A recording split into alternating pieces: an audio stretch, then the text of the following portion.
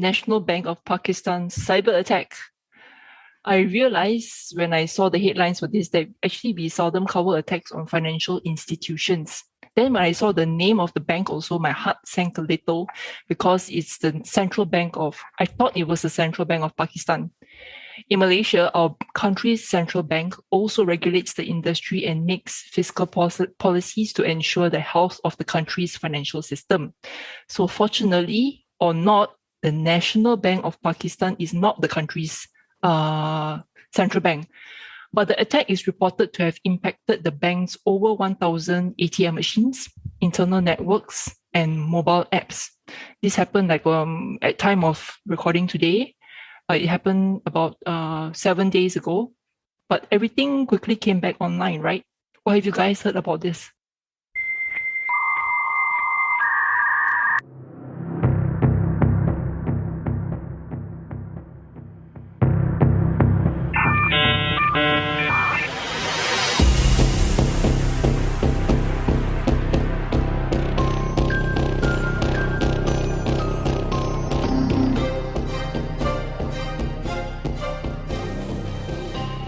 Welcome to the Securitylah podcast.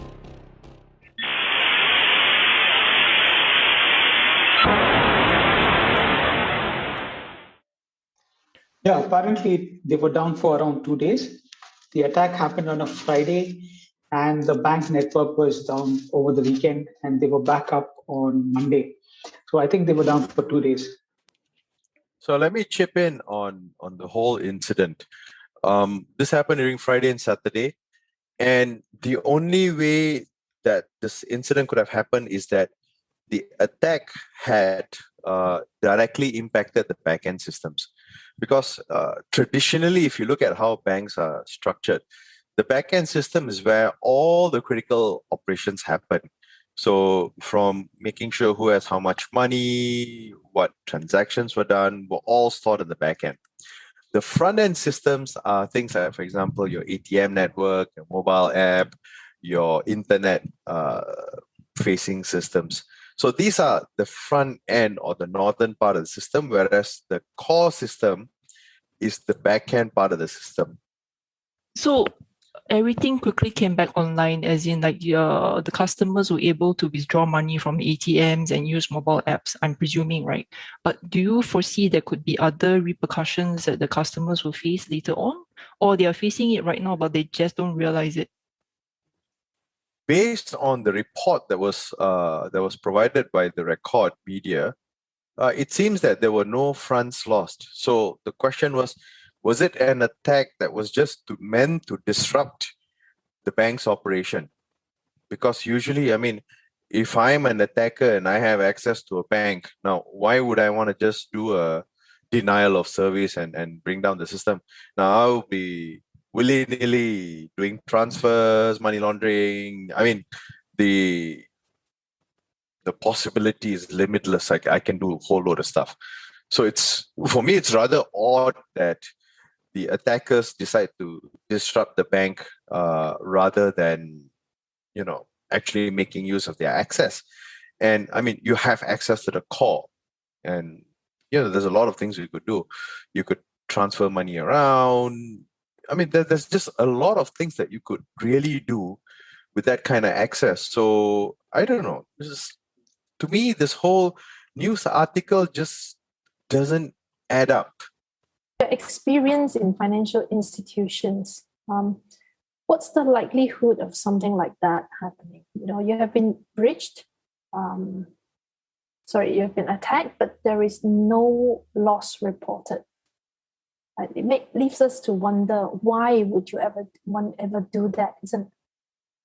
Well, if you look at how banks are structured, I mean, any bank in the world, for that matter of fact, the front end of the system, or the northern part of the system, where it's either facing the customers or the staffs working in the environment, is usually your run-off-the-mill kind of system. And what I mean by run-off-the-mill would be like Windows or Linux systems. Either you'd be using Red Hat or Windows 11, Windows 10, whichever version that the bank or the financial sector decides to use. these systems are the one that is more likely to be affected than anything else. Say, for example, if you have a ransomware, then that ransomware is going to affect your, what I call this front end or the northern part of the system more than the back end, because traditionally banks used to use large mainframes. You're talking about AS400s and very proprietary systems in order for them to run banking softwares. I mean, there are some banks that have moved everything into the x86, x64 type of systems, but we still see a lot of banks, especially the traditional banks, running in these very obscure systems. So if you want a very successful cyber attack against the bank, it's not about targeting Windows or Linux. It's about targeting this obscure backend system that you have access to all the data and all the transactions. So in this particular attack for National Bank of Pakistan, they hit the jackpot. But I guess maybe something went south and they kind of messed up and maybe they rebooted the whole mainframe system. So I still remember the days when we had exploits on buffer overflows. And those days, the exploit weren't refined yet. So in some systems, the whole system will reboot. So if there's no persistence mechanism in that particular server that's targeted, you essentially lose access. And that's what the hackers used to have this conundrum of, would I trigger a lot of red flags if the system gets rebooted? So in this case, the system went down for 2 days and they managed to come back up. So in that sense, I guess they managed to recover it. Could this be a case of like the Indonesian maneuver? Remember the Indonesian intelligence agency where there were credible sources that said there were some people lurking around in their networks, but the intelligence agency said no, it's not happening. Could this be what's happening here as well? Like, Doc, what are your sources at Recorded Future saying? Maybe just the news article is not enough. Well, they are claiming that 2 sources told them it's a cyber attack. There's a whole lot of possibilities. It can be a cyber attack, or it can be a system failure, or if they're using an antiquated or an old system, then you have all these connectors that allows more newer systems to talk to the older systems. Sometimes these connectors or adapters can go down for whatever reason it may be. Maybe it encountered a data packet that didn't meet a certain requirement, hence the system didn't know what to do and it died a horrible death, right? I've seen this happen, because, for example, each system is designed based on that country's requirement. So sometimes you may have a foreigner coming, say, from a certain country that may have an apostrophe in their name or some weird characters in their name, and the system just isn't built or designed to handle those kind of exceptions, hence dies. I mean, let's not go so far. If you look at Malaysian name, my old name had A/L. And as a result, I had a lot of issues when I was in the US. So much so that they changed it to, and everyone started calling me L because it was part of my surname. So you have these kind of issues where systems are just not designed for that plurality of situations. It's just designed for that particular situation. So as a result, I mean, in this case, I'm just taking the Record Media or Recorded Futures word for it to say that there may be a cyber attack. But again, the modus operandi and the outcome is something that, it's rather curious to note, because you got access to a bank. Well, you didn't transfer millions. Okay. Yeah. Why not? Yeah. I mean, that's any bad guy worth his or her or their salt would be doing, right? It's like, hey, I got access to this nice little piggy bank. Let me do something about it. Yeah. Let me not reboot the mainframe so that everyone, the whole bank knows something went wrong. Because even in disaster recovery in the financial sector, we actually have a very lengthy playbook for us to follow. Because when we bring down systems, because we do these simulation exercises where we bring down a primary site, we bring up our backup site, and we let it run for a certain amount of time. This is to make sure that if for whatever reason your primary site goes down, your backup site can come up and still serve all the customers with all the load it needs to serve, so that you have that assurance that your backup system is good. And even for those exercises, I've seen it done overnight, and some of this takes 6 hours, 8 hours, 12 hours, because of the number of sequence of activities that had to be carried out one after another with pinpoint precision in order for the systems to come up and function properly. So it's not like, okay, let me just press the power button and it's up. It doesn't work that way, because you have so many interdependencies, interconnected systems. Everything has to be done in a certain sequence in order to come up.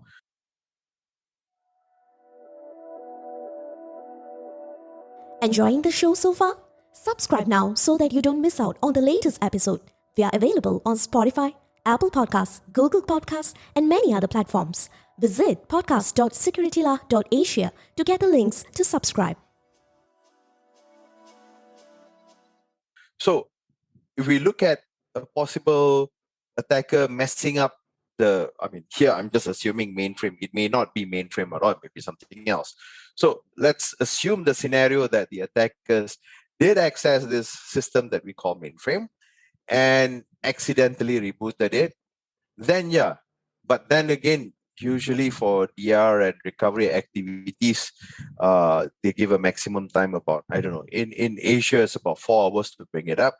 2 days is a bit of a stretch, so which means that there may be other things that may not be working or may have corruption issues. Maybe they might say that, okay, we don't know what's the state of the system before it went down. We have to do a full recovery, so they have to bring the tape back from the disaster recovery site or the off site, run a tape dump, and then look at the latest online transactions and merge that. That takes time.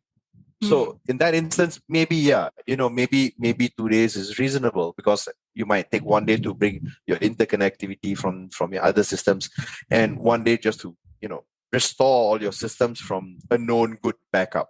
So it makes sense. 2 days makes sense. But again, until and unless you hear something official and candid from them, at this point we are theorizing as to how the attack is. But for a bank to get hit at its core system, it's really huge, which means they would have, again, I'm assuming it's not the Bangladesh hack attack.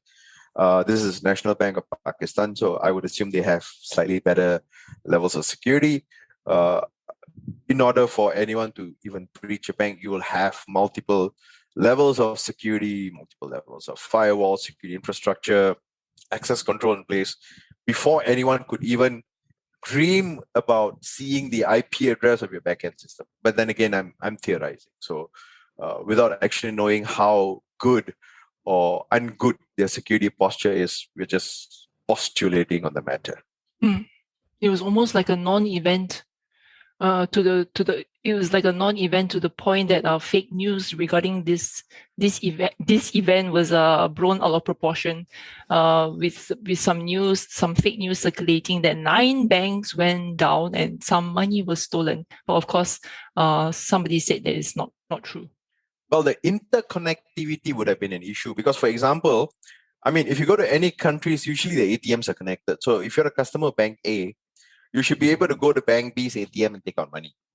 So the assumption would always be that, say, if I'm using Bank A and I go to Bank C's ATM and I try to put my card in and it says, sorry, I can't show you a balance or you can't take out money. My assumption is, this bank is lousy, something's going to happen, right?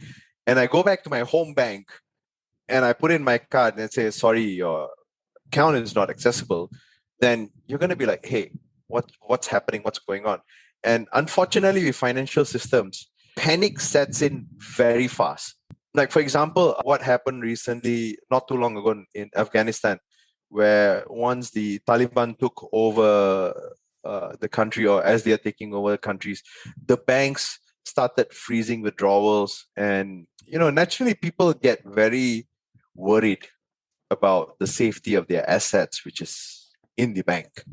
Rightfully so, because today almost every day we hear something bad happening, either fraud and all that. So there's always this fear in people's mind. Yeah, the bank is secure. In some countries, your deposits are guaranteed. So if you lose a certain amount, the bank will replenish it back. So there's a general consensus that the banking sector is fairly secure compared to the rest. But because of all these happenings, there's still going to be a nagging thought on everybody's head and say, hey, can I sleep peacefully if tomorrow the ATM doesn't work? How much, I think from what you have shared, we don't really know a lot about this incident. Okay, but is it possible that, or can we just say it is a lack of development?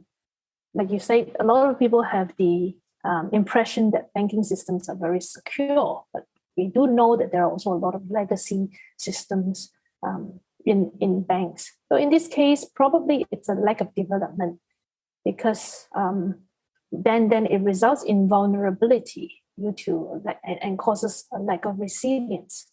You're absolutely right. It's really difficult to say until and unless the people who are affected actually come up and say, this is what happened. And most likely you're not going to hear the real full story. Unless if you're, say, operating, say, from a country like Singapore. I don't know. And this is my favorite go-to phrase. I feel that it's kind of a culture in Asia where saving grace or saving face comes primarily before anything else. And that's a huge hindrance for cybersecurity, because if you don't share that information and we don't share what happened, you can't learn. And if you can't learn, you're doomed to make a mistake. I was just reading the same article that you mentioned on record, right? And there is an interesting tweet by someone, I think he's a security researcher, and he says that there was a malware that was pushed by a privileged account via Active Directory, which corrupted the boot sequence of these computers and hence prevented them from booting. Now, if we take this as the fact, or even if you consider this scenario, there could be a lot of other possibilities, right? What if someone's machine was compromised? It could be an admin, or it could be someone, maybe an end user who had an administrator's account that was logged in. Maybe his admin credentials were cached. Using past the hash and other attacks, you can actually pull out those credentials, right? Or maybe it was just malware that compromised this particular account. What if, again, now from this compromise, someone managed to get into the Active Directory and from there push PowerShell via GPU or something of that sort? You're trying to target around 1,000 ATMs at a time. I mean, this is just a possibility, right? So I was just thinking about it. It could be something that could trigger an attack like this. You're absolutely right. So, for example, Microsoft had a vulnerability called Zero Logon, which affects the domain controller, I think, below 2016 and below, 2018 and 2020 below, which affects domain credentials. So you need an unprivileged client that gives you access into a privileged account, and from there you can actually set a GPO. The GPO pulls down the malware to all the machines. And yeah, you're absolutely right. That's like a Active Directory doomsday scenario where you actually use Active Directory to effectively propagate your malware. You're absolutely right. But I mean, I'm curious to note if National Bank of Pakistan is actually running their core backend system on Windows now. That's scary. Even if their core banking system is running on non-Windows machine, right? It's running on mainframe. The ATMs could be running on Windows, right? And even with this GPU attack or this Active Directory attack, you can still take down the ATMs. So maybe the core banking system has not gone down, but it's only the ATMs. And in this case, it is true, right? It's the ATMs and I think mobile applications that were affected.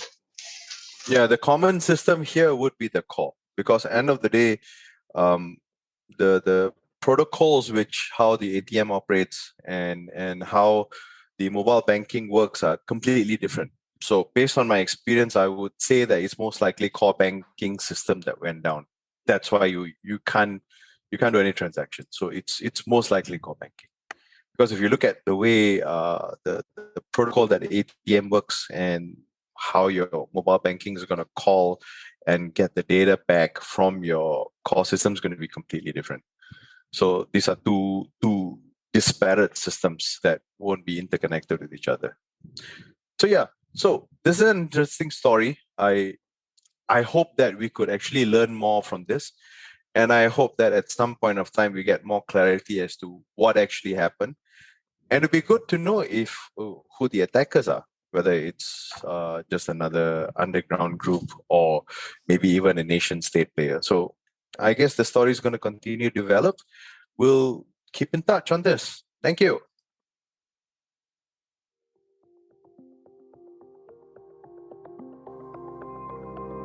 Thanks for joining us this week on Securitylah. Make sure to visit our website at securitylah.asia, where you can subscribe to the show in iTunes, Spotify, or via RSS so you'll never miss a show.